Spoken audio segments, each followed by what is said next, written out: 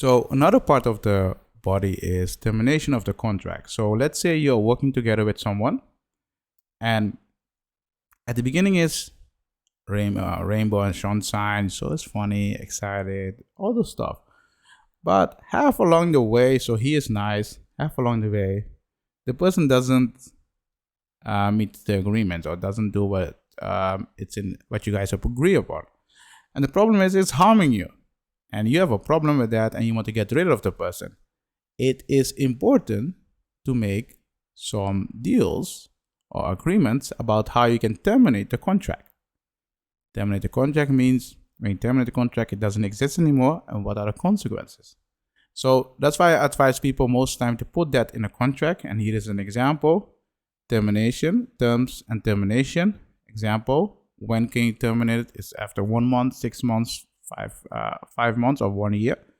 You can put these things in here. There are some examples. And again, if there is something in it and you don't like it, you can remove it. It's that simple. So termination, terms, and termination, how you can terminate it by letter or whatever, you can put all those things in it. But here you already have it, and you just need to change it, the numbers of days, numbers of months, or years. It's that simple. If you have a question about it, you can just ask me. Another thing which you need to keep in mind is sometimes because of local law, a law of country, they say this part of the contract is not valid. And most of the time, because it's not valid, it can result that the whole contract is not valid. And that's why you put this in it. And here you put some agreement like, hey, when something is not valid, that doesn't mean the whole contract is not valid.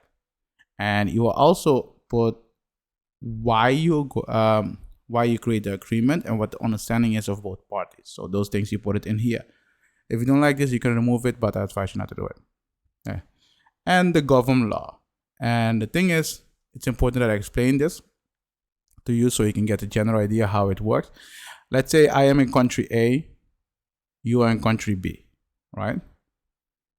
We create a contract together, and based on a contract, we are working together, right? Co-branding, and we earn money together, right?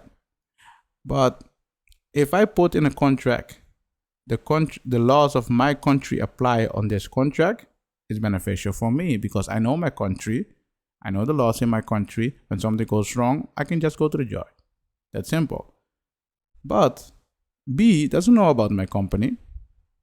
B doesn't know about my his rights or the laws in here. He needs to hire a lawyer. And it means that it costs a lot of money. And the problem with that is it's not beneficial for B. So what you can do as B is make an agreement with A that it's possible that your law apply. But A gonna be like, yeah, it's gonna cost me also a lot of money.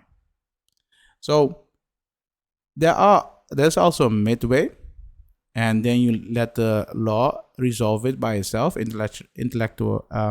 International civil code, you can let that resolve it.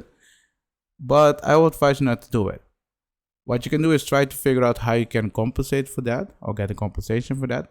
But try to find a solution for this, yeah, if you're really working together. But keep in mind, if it's not in your country, if it's another country, you have to pay a lot of cost if you want to get things right, or if you want to hire a lawyer, or if you want to go to the judge. And you don't want those complicated things. So international law seems fun, but it's most of the time not fun if you're having a problem and you cannot afford to pay for it. So government law, this is an example of it, and here you can see, you can say this agreement shall be interpreted under the laws of the state or the law of country. Any and all legal action relative hereto shall be in the courts of. So this is important that you make specific appointment about this part. This is really important. I cannot say it more often. So there are also other parts in here and extra things you can put in it. If you don't like it, you can remove it. And here you will see the signature. Like I said in the previous video, in a contract, you will have an intro. Let's say this is the contract. You have an intro, a body, and an outro. And this here down, when you need to sign, is the outro. And we talk about the body. So if you have question about this, what you can do is just go on the Discord and ask me directly. So you find the link in the description. You can create a support ticket, and my team and I will look at it. And if you can help you, we can help you. If you cannot, we will refer you to the correct person to help you out. If you're new to this channel, subscribe. Subscribe already. And like this video. I know you like it. See you in the next one.